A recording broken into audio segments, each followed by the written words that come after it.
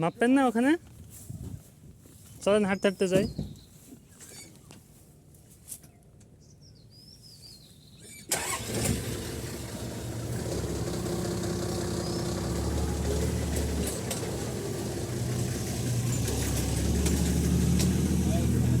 এটা হচ্ছে কাটিমন আম।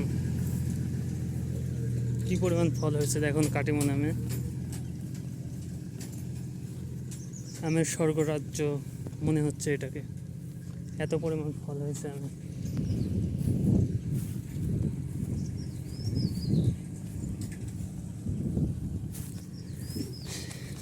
কাটিমন আমটা সবাই জানেন কেমন, কাঁচা অবস্থায় খেতে অসাধারণ মিষ্টি।